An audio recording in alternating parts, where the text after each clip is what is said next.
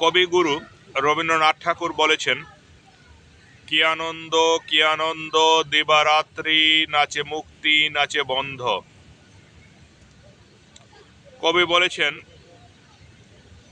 চারিদিকে শুধু আনন্দ আর আনন্দ, আনন্দ ছাড়া আর কিছু নেই।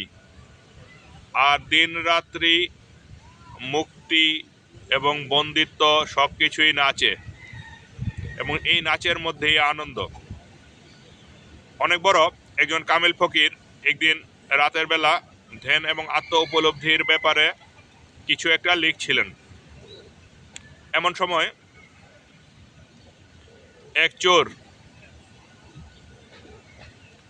ফকিরের ঘরে ঢুকেছেন চুরি করার জন্য। ফকিরের ঘরে ঢুকে যখন দেখতে পেলেন যে ফকির সেখানে বসে আছে, তখন চোর নিজের কোষবদ্ধ ছুরি বের করলেন। চোর ভেবেছে যে ফকির বুঝি চোরকে হামলা করবেন এবং ফকির চোরকে মারতে চাইবেন, সেই জন্য চোর আত্মরক্ষা করার জন্য নিজের ছুরিটি বের করেছে। বের করার পর ফকির বললেন যে, তুমি ছুরি বের করছো কেন?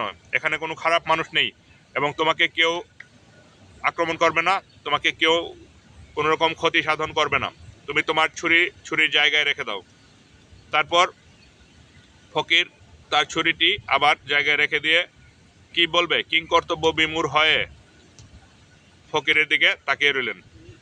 তখন ফকির চোরটিকে বলল যে, আমি আমার কাজ করছি, তুমি তোমার কাজ করো, তুমি এখান থেকে কি নিতে চাও, তুমি যা নিতে চাও তা নিয়ে চলে যাও। তখন পাশে ফকিরের একটি দামি চাদর দেখা যাচ্ছে এবং চাদরটি ফকির বিদেশ থেকে উপহার পেয়েছিল। চোর সেই চাদরটি নিয়ে বের হয়ে চলে যাচ্ছিল। তখন ফকির আবার চোরকে পেছন থেকে ডেকে বললেন যে, তুমি চলে যাচ্ছ, তোমার সাথে আমার দেখা হচ্ছে, তুমি আমাকে একটি বিদায়ও জানাবে না, তুমি আমাকে না বলেই চলে যাবে? তখন চোর বলল যে, আপনাকে অনেক ধন্যবাদ বলে চোর সেই দামি চাদরটি নিয়ে দৌড়ে পালিয়ে গেল। এই ঘটনার 2 দিন পরে সেই এলাকার আইনশৃঙ্খলা রক্ষাকারী বাহিনীর হাতে সেই চোরটি ধরা পড়ল এবং চোরটি ধরা পড়ার পর চোরের কাছে সেই ফকিরের দামি বাগদাদের শালটি দেখতে পাওয়া গেল এবং সেই বাগদাদের শাল দেখে বিচারক সেই ফকিরকে ডাকলেন এবং ডেকে বললেন যে, এই শালটি তো আপনার, এবং আমরা জানতে পেরেছি এটি আপনি বাগদাদ থেকে উপহার পেয়েছেন এবং আপনার বাসা থেকে সে এই শালটি চুরি করে নিয়ে গেছে। এখন আপনি বলুন এটি আপনার এবং সে আপনার বাসা থেকে চুরি করেছে, এবং এটি আপনার হলে, আপনার বাসা থেকে সেটি চুরি করলে তার দণ্ড হবে এবং তার হাত কাটা যাবে। চুরির শাস্তি তখন ছিল হাত কেটে ফেলা, তার হাত কেটে ফেলা হবে, আপনি শুধু সাক্ষী প্রদান করুন। তখন কামিল ফকির চোরের দিকে তাকালেন এবং বিচারকের দিকে তাকালেন, তাকিয়ে বলল যে, না, সে এটি আমার বাড়ি থেকে চুরি করেনি, আমি এটি তাকে দিয়েছি।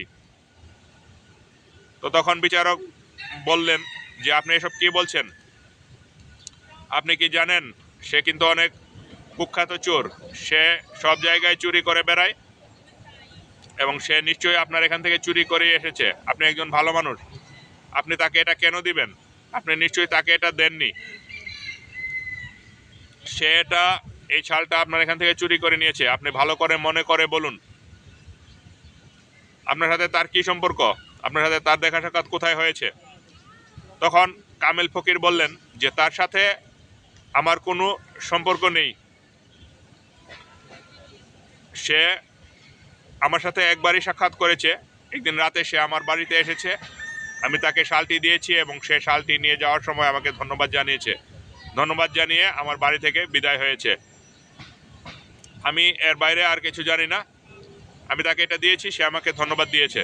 তারপর এভাবে বলার পর আর সেই লোকটির শাস্তি হলো না, চোরটির আর শাস্তি হলো না, চোরটিকে ছেড়ে দেওয়া হলো এবং মুক্তি পাওয়ার পর সেই চোরটি ফকিরের পায়ে এসে পড়ে গেল এবং বলল যে, আপনি আমাকে রক্ষা করেছেন, আমার হাত কাটা গেলে আমি আর জীবনে কিছু কাজ করতে পারতাম না, আমি সারা জীবন ভিক্ষা করে চলতে হতো আমার, আপনি আমাকে রক্ষা করেছেন।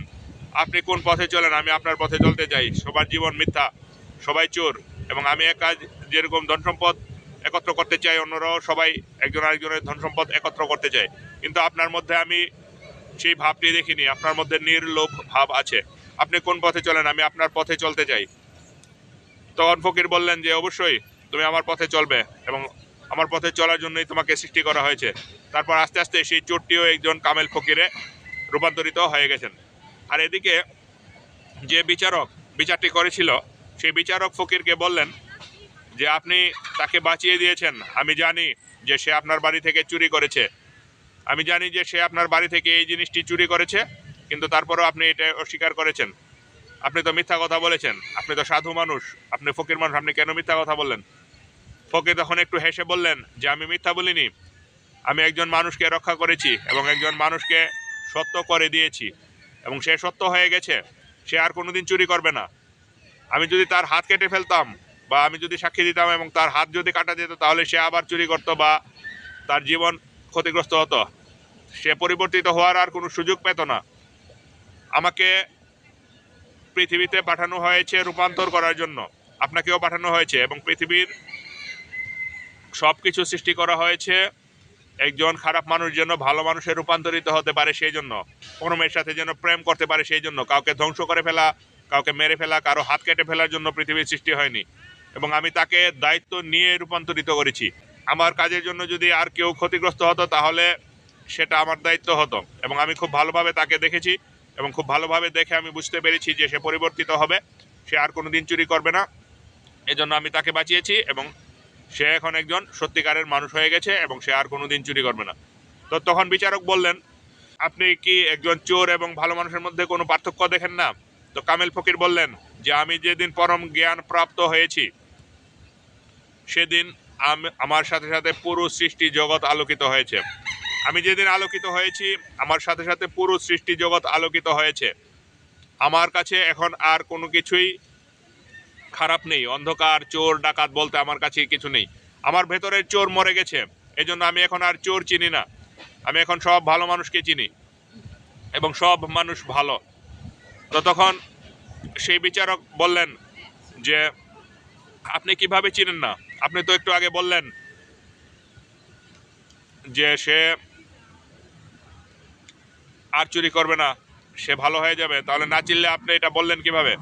তখন কামেল ফকির বললেন যে শুনো, তোমরা যেভাবে চলাফেরা করো বা সব মানুষ যেভাবে চলছে, আমি যে জগতে থাকি এবং আমি যে পরম জ্ঞানের পথে চলি, পরমের সাথে পরম প্রেম করি, সেই প্রেমের ব্যাপারে তোমরা কিছুই জানো না। তোমরা তোমাদের সামনে, তোমরা যদি সত্য হও এবং সত্য পথে চলতে চাও, তাহলে তোমরা সেই পরম জ্ঞান জানতে পারবে এবং পরম প্রেম করতে পারবে।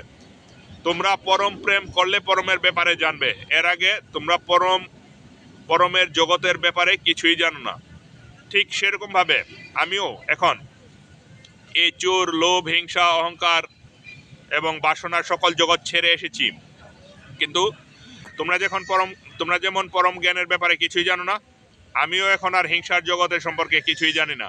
হিংসার জগৎ আমার অপরিচিত, হিংসার জগৎ আমি ছেড়ে এসে পড়েছি, আমার সাথে কোনো সম্পর্ক নেই।